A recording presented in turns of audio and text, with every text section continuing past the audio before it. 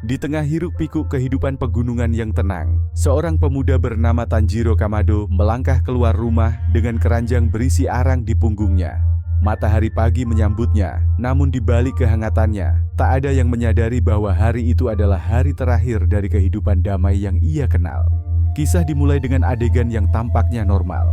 Seorang pemuda baik hati bernama Tanjiro Kamado bersiap-siap untuk turun gunung ke desa terdekat untuk menjual arang. Ibu dan adik-adiknya, termasuk Nezuko dan Takeo, mengkhawatirkannya karena cuaca dingin. Mereka ingin ikut, tapi Tanjiro dengan lembut menolak karena jalanan yang sulit dan meminta mereka untuk tinggal di rumah. Setelah berpamitan dengan senyum, Tanjiro memulai perjalanannya, membawa sepotong harapan untuk keluarganya. Di desa, Tanjiro menunjukkan kebaikan hatinya. Ia membantu beberapa penduduk, memperbaiki pintu, dan bahkan mengangkut barang. Semua orang menyukainya karena ia sangat ramah. Saat hari mulai gelap dan salju mulai turun, seorang pria tua memperingatkan Tanjiro untuk tidak pulang karena ada bahaya yang mengintai di malam hari. Oni, iblis.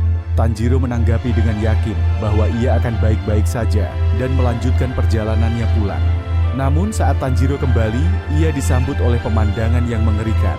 Rumahnya berlumuran darah dan keluarganya tergeletak tak bernyawa. Seluruh keluarganya telah dibantai secara brutal oleh Oni. Dalam keputusasaan dan kepanikan, ia menemukan satu-satunya yang masih hidup, adiknya Nezuko. Anehnya, tubuhnya masih hangat dan Tanjiro berpikir ia bisa diselamatkan.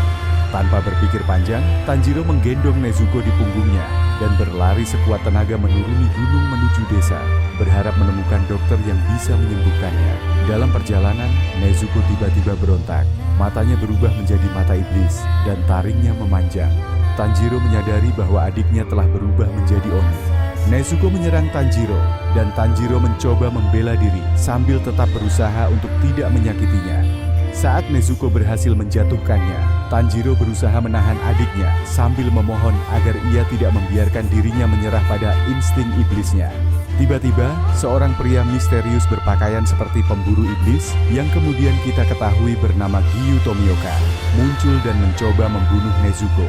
Tanjiro putus asa memohon pada Giyu untuk tidak membunuh adiknya, menjelaskan bahwa Nezuko masih memiliki sisa-sisa kemanusiaan di dalam dirinya.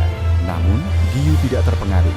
Ia menjelaskan bahwa tugasnya adalah membunuh iblis dan bahwa tidak ada harapan bagi mereka yang berubah menjadi Oni. Tanjiro tidak menyerah. Ia berusaha membuat Giyu percaya padanya. Bahkan saat Giyu melontarkan kata-kata tajam yang menghina kelemahannya, Giyu mengatakan bahwa air mata dan permohonan tidak akan pernah menyelamatkan adiknya. Ia kemudian menyerang Tanjiro dan Nezuko.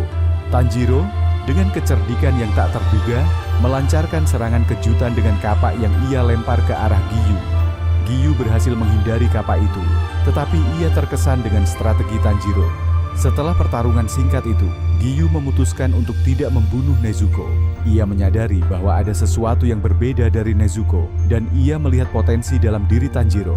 Giyu memberikan instruksi pada Tanjiro untuk mencari seorang tua bernama Sakonji Urokodaki di kaki Gunung Sagiri. Tanjiro dan Nezuko mengucapkan selamat tinggal pada rumah mereka dan memulai perjalanan yang penuh tantangan dengan satu tujuan, menemukan cara untuk mengembalikan Nezuko menjadi manusia dan membalas dendam atas kematian keluarga mereka.